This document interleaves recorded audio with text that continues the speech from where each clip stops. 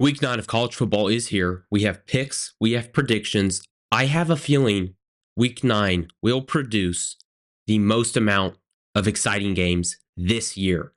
Let's get into it. Oh, he has trouble with the snap, and the ball is free. It's picked up by Michigan State's Jalen Watts Jackson, and he scores on the last play of the game. Unbelievable. 35, 40, 45, 50, 45. There goes Davis. Oh, my God. Davis is going to run it all the way back. Auburn's going to win the football game. Auburn's going to win the football game. He ran the missed field goal. Okay, we're just going to jump right in. If you're new here, I predict and pick every single top 25 teams football game each and every week. We have the record right here for this year, 92-54-1. Overall, we're almost at 200 wins. Hopefully we hit it this week. If we do not, I would be mightily concerned. We only have one losing week this year. It happened 2 weeks ago. We got back on track last week, and we are rolling, continually rolling, and I'm having a great time. We're going to jump right in. It's above me. We have the Longhorns of Texas versus the Commodores of Vanderbilt. Some people know them as Vanderbilt and just Texas, but we prefer to call them the Longhorns of Texas and the Commodores of Vanderbilt. I'm not even sure what a Commodore is. I'm not sure anybody is. Doesn't matter because, look, Texas coming off their game against Georgia. Disappointing performance, and there has been some fake graphics possibly produced. And by the time this video comes out, since we do not do these things live, this may be sorted out. This may not be sorted out. Some of you may not even know what I'm talking about. There was a graphic created that said Quinn Ewers is going to sit out the rest of the year. This is not me just making things up. This was created, then deleted almost immediately. So we may know more as soon as this video is out. But at the time of this video, we do not know. We do not know. So I have to pick based off what I know currently. And what I know currently is what my gut tells me. And when I looked at this game, look, I thought my gut is telling me Texas Longhorns minus 18. We only pick based on the gut here at the Ian Fritts Show. We don't have fancy models. We don't have fancy numbers. We look at the numbers post-prediction. So I may look at the numbers for this game after I've already predicted it, which I won't change my mind because you can't change your gut. You can change your mind, not your gut. Don't change your gut, folks. Texas Longhorns minus 18 with Quinn, without Quinn. Doesn't matter. I like the Longhorns, and I like them to cover in this one. Notre Dame at Navy. This may be the most exciting game this weekend, and there are 35 exciting games this weekend. For me, I think this is the one I'm most looking forward to, which is shocking. I never thought in a million years I would be thinking Notre Dame Fighting Irish versus Navy is going to be a game I'm hyped for. And let me tell you why I'm hyped. If you have no idea what is going on with the Navy midshipmen, our troops, first of all, support the troops. We should all be Navy midshipmen this weekend. I don't care if you're a Notre Dame Fighting Irish fan, but either way, you should be rooting for Navy, okay? You should be rooting for Navy. Everybody should be. I mean, the whole world, maybe not some countries, but Ukraine definitely should be rooting for Navy. Okay. Why am I excited? Well, there's this man named Blake Horvath, okay, for Navy. He's listed as their quarterback. He is their quarterback, fullback, running back, hybrid. He's a hybrid player. Now, he's not going to light the world on fire with deep passes, okay? They're not going to throw for 400 yards a game, but they don't have to. Here's a fact coming into this game. Blake Horvath, quarterback, running back, fullback, tight end, hybrid for Navy. He has more passing yards than Riley Leonard. Some of you are like, Riley Leonard, I've heard of that name. Yeah, it's Notre Dame Fighting Irish. Their quarterback. The quarterback at Navy, triple option, run the ball, run it down your throat. That football team has more passing yards than Notre Dame.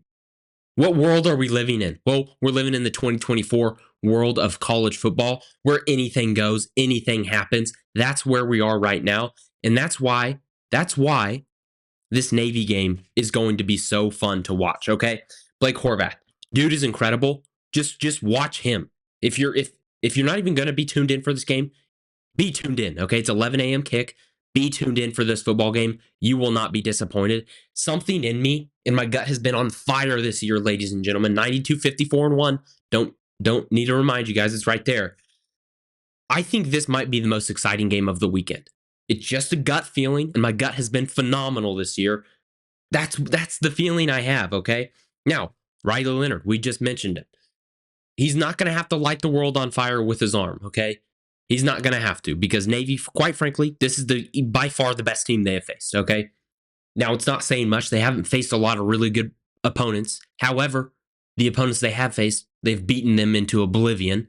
And the way they've beaten them is pretty convincing, okay? Now, defensively for Navy, they haven't all been there, okay? I don't know what it is. I don't know what they're teaching over there in the academy. I'm not sure what about defense they don't really understand. You would think they're a part of the defense department. That would probably be their forte, but it's not. It's the offense this year. It's basically, if we could decide to protect defense, they would be on the offense and they would be firing missiles everywhere, which maybe we are doing. I'm not sure which one our country prefers right now. Maybe neither. I'm not sure. But Navy, offensively, good team. Defensively, question marks all over the board. Okay. Notre Dame, quite the opposite. Still offensively, we're still asking questions. What are we doing, Notre Dame? What are we doing? Fighting Irish? What are we doing? Riley Leonard does not look like the same guy he looked at Duke last year, okay? He was throwing the ball, running the ball, doing all sorts of good stuff at Duke last year. Slowly but surely, he's becoming that guy, but he's not there yet. Will he be there against the Navy midshipmen? Possibly. I'm not going to say no just yet, but I have a hard time believing me because of the guy he's been all year. He hasn't shown that to me. Why is he going to show it to me this weekend? Has he been saving it for this Navy game? Maybe they knew Navy was going to be a powerhouse coming into this year. Nobody else did. Now, is the offense for Navy triple option, run the ball, hide the quarterback under some offensive linemen, get him out of the pocket, boom, pop it over the top for a 50-yard touchdown pass? Is it too gimmicky to work on a Notre Dame defense that, let me just say this, is a top 15 defense in the country? Marcus Freeman hasn't taken a step back defensively there at Notre Dame. Is this Navy offense gonna be able to work against a Division I legitimate football team in the Notre Dame Fighting Irish? Is it gonna be able to work against them? We shall see. That's why we play the games right there. We try to see if these teams like Navy, who run these special type offenses, can work against a Notre Dame who plays a legitimate stud-laden defense, okay? That's why we play the games. That is why we play the games. Now, I've already got my pick in. I pick the games before the numbers, but I want to give you guys the numbers just so you are aware, okay? Now, Notre Dame, offensively, 26th in scoring, 18th in the rush, 61st in explosive plays, in, like I just mentioned, Riley Leonard doesn't have to light the world on fire with his arm. He may against Navy's defense, but they're 105th in pass offense this year. Notre Dame. They're the same team every single year. It doesn't matter if you got Tom Brady in there. They would still stink at throwing the football. I'm not sure. It's a curse. It's a curse probably from Mary. I'm not sure. But Notre Dame, they can't throw the football. And it's disappointing because Notre Dame that can throw the football, that would be exciting. But we don't have it. Now, defensively for Navy, they're a top 30 scoring defense. Now, they've played no offenses that can really score the football. I wouldn't say Notre Dame is exceptional at scoring. They had a couple games where they got over 50 points, but they were playing scrubs. No offense to those teams. Not very good. So, honestly, a mixed bag for Navy defensively. Hasn't been great scoring. They're giving up some yardage, but scoring wise, they're not letting up a lot of points. And I think that has more to do with the competition they're facing. Moving over to Navy's offense, I'm about to read these numbers, and you better believe what I'm about to say, okay? Because these are real numbers. I'm not making this up. Ian's not lying to you guys. I would never do that, okay? They're fourth in the country in scoring offense. Navy, the academy. This is reality in 2024. Navy, fourth. Is that real? It is real. It is. I'm looking at it right there on the paper. Fourth. That's crazy. And what's even crazier is, boom, the number right below it, passing offense. Just take a guess there at your seat. If you're right, we'll send you a mug. I'm not sure how we're going to check that, but we won't. Doesn't matter. 125th in pass offense.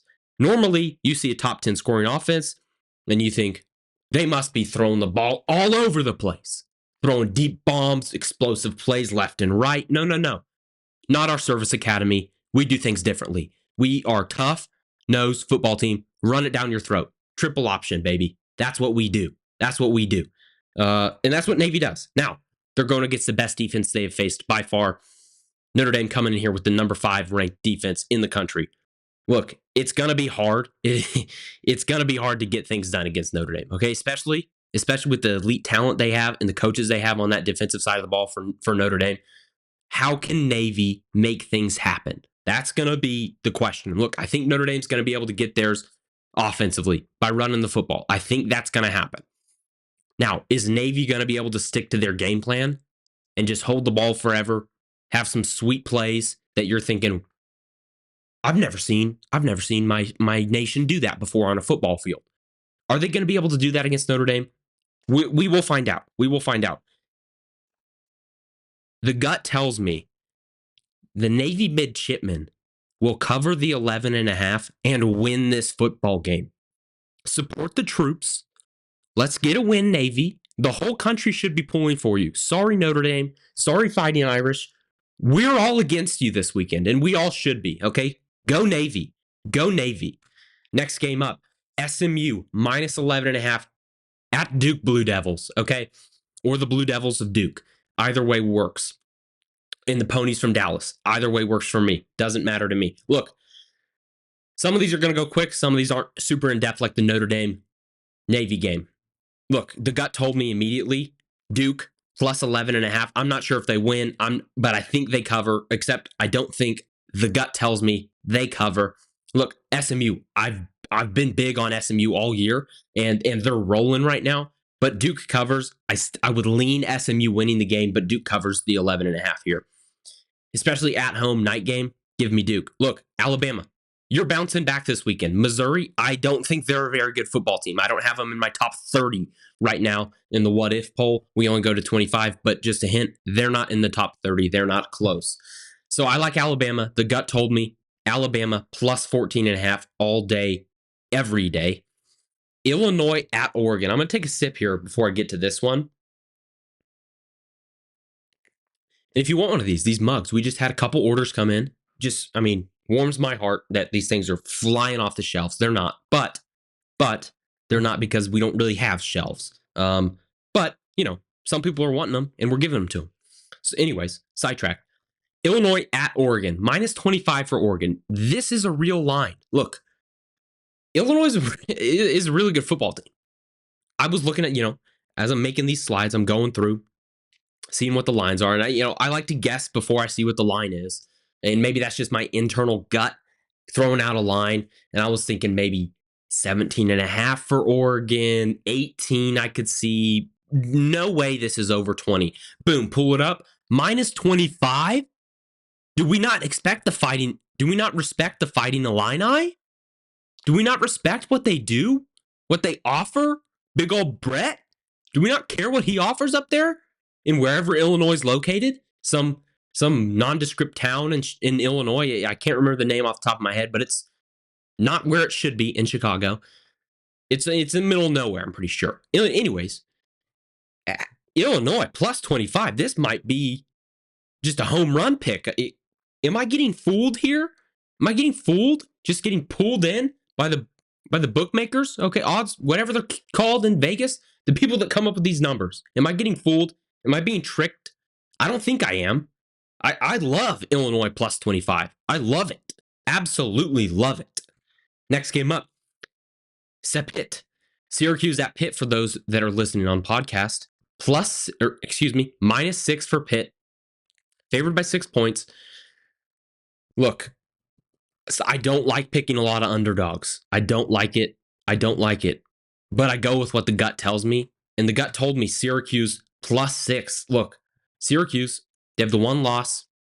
Inexcusable against Stanford. The Trees beat them. I'm not sure how that happened, especially with the Trees going all the way across country. That doesn't happen in this new look ACC. So I'm not sure how it's going to happen, but I like Syracuse. Maybe not to win, but definitely to cover the 6 points against Pitt. Oklahoma at Ole Miss, minus 21 for Ole Miss. When the lines opened, I believe this was 18.5 for Ole Miss. However, when I started doing this, I didn't get that number, unfortunately, because I would have hammered it, and I'm still hammering Ole Miss minus 21. OU's not going to score more than 3 points, guys. It's not going to happen. They fired their offensive coordinator. It's an absolute dumpster fire. Dumpster fire is probably too good of a descriptor for the Oklahoma Sooners right now. Ole Miss minus 21 might be the easiest pick of the weekend. Boise State minus 2.5 at UNLV. Friday night game. Boise State Broncos at UNLV. This is a game that everybody should watch. I'm not sure what you're doing on Friday night, but you need to be on your couch. You need to be on your couch. You need to be watching this football game. This one, Notre Dame, Navy, and the one I'm about to get to here in a couple minutes after this one, might be my 3 favorite games of the weekend, and they're probably not ones that you were thinking, I'm gonna be sitting on the couch for that. You got me locked in for that game, Ian. But I'm trying to get you locked in for this game because you should be locked in. Okay, this might be 750 to 752, the final score of this game. These defenses are suspect at best, and these offenses are something to behold. Both explosive, both love to score points, and they're both awesome at doing so. Okay. This game is what all football lovers love if you love points. Okay. And if I say all of this and they don't score any points, I didn't say any of it. Look, quarterback for UNLV, the Rebels, Malik Williams. He came in there a few weeks ago after their starter quit on the team, and he's actually made the team better. He's made the team better. That usually doesn't happen if you have a guy quit and you have to go to your backup. Usually doesn't improve. It has for the Rebels. I'm not sure how that has happened, but he is an exceptional quarterback. He can run, he can pass, he makes good decisions, he doesn't turn the ball over. He can do it all. He's also got a cool name. That bumps you up, in my opinion, already. Malik Williams. Yeah, you're a good football player immediately. Okay, you know how else is a good football player? His number 1 wide receiver. His name is Ricky White. He's got long hair. He does it on special teams. There was a game a couple weeks ago. He had 150 yards receiving. He had a couple touchdowns. He blocked a punt and returned it for a touchdown. This guy does it all. He's all over the place, and he is really, really good at what he does. Watch out for him for the UNLV Rebels. Now, flip over to Boise State Broncos. Look, there's only one way to go with this, and it's pretty obvious. We go Ashton Jeanty. Heisman frontrunner, Heisman favorite, whatever word you want to use. The guy, you could probably hand him the Heisman Trophy right now, and he would run over 350 guys with it. That's how good he is, and that's what he does with the football in his hands. It wouldn't be any different with a Heisman Trophy. He is phenomenal to watch. And some of you probably haven't even watched him because Boise State plays at 2 a.m. every week. But I'm telling you right now, Friday night game, this standalone college football game this Friday night, in the top 25, that is. Tune in. Tune in for this football game. Watch Ashton Jeanty. Watch Malik Williams. Watch Ricky White. These guys are going to put on a show, and you want to be there. Now, I alluded to it a second ago. These offenses they're gonna put up points. They are both. Let me emphasize this. Both top 5 in scoring offense in the entire country. That's out of 133 teams. They're both in the top 5. Boise State number 3, UNLV number 5, and they are both in the top 5 in rushing offense. Boise State at number 2, thank you, Ashton Jeanty. UNLV at number 5, thank you, entire team. These offenses are going to put on a show. I don't know what else to say. And look, we'll just go to the defenses. Not very good, either of them, okay? 183rd for Boise State, 55th for UNLV. That's not a good recipe when you're going up against a top 5 offense in a proven top 5 offense like both of these teams, okay? So watch out for both of these offenses to just... I'm expecting a lot of points. I don't remember what the over-under is at right now. I would play the over. I don't care what it is at right now. Play the over in this football game. Now, what does the gut tell me? Well, it tells me UNLV. Now, I'm not sure why it's telling me that, but I think the gut knows something that a lot of people don't know, and I'm not sure what that is. I can't divulge that information. That's why the gut is so mysterious. But we'll take UNLV plus the 2.5 against Boise State. This is appointment television, ladies and gentlemen. Appointment television. Watch this game on Friday night. Next game up, Kansas at Kansas State -10. This one's easy. Kansas State -10 all day, every day. Mizzou at Alabama. We already talked about this one. It's Alabama. LSU at A&M -2.5 for Texas A&M Aggies. Some of you may think, oh, this is the third and final game Ian's going to do an in-depth preview on. Wrong. We're going to take LSU plus the 2.5. I have another game that I think might be more exciting than this one. Might be. They might be tied. But give me LSU plus the 2.5. Wisconsin at Indiana. Indiana, I have them as my number 6 team in the country right now. They could very well vault their way into the top 3 over these next couple weeks. Give me Indiana -6.5. Notre Dame Navy, we already took Navy. BYU at UCF. BYU's luck runs out this weekend. Give me UCF plus 1.5. LSU A&M already did that one. It's Miami -21.5 against Florida State. Florida State's one of the worst teams in all of college football. It's hard to watch. It's hard to watch what has happened down there in Tallahassee. Texas at Vanderbilt. We're already taking Texas. Nebraska at Ohio State. You know the drill. This is Ohio State -25.5 all day. I like Nebraska, but if anything, Ohio State should just do what Indiana did. Just do what Indiana did. Same exact game plan. It should work for you. This is the game I wanted to get to. And some of you are like, what game is it, Ian? What game is it? I don't have you on the YouTube. What game is it? It's Penn State at Wisconsin. -6.5 for Penn State. Look, this isn't a game I would normally be hyped up for. However, look, I'm going to read you this. I'm going to read you this right now. One of these teams is ranked number 3 in the entire country. Let me say that again. Penn State is ranked 3rd in the nation. They're the number 3 team. You know where they're going this weekend? Saturday night, may I remind you, under the lights. They're headed to Camp Randall Stadium in Madison, Wisconsin. You know who plays there? The Wisconsin Badgers. You know who doesn't play there? Penn State. That's big. That is a huge advantage. Have you ever seen Camp Randall when they're bumping? I mean, the whole stadium is rocking up and down. You would think the stadium is moving with the people. That's how incredible the atmosphere is. Never been, only seen. I would love to go. If we can get to this game on Saturday night, somebody let me get there because I think this is the game of the weekend. I think this game right here, Penn State at Wisconsin, is the game of the weekend. And tune in, ladies. And I've said there's 3 games of the weekend, 15 maybe. I'm not sure.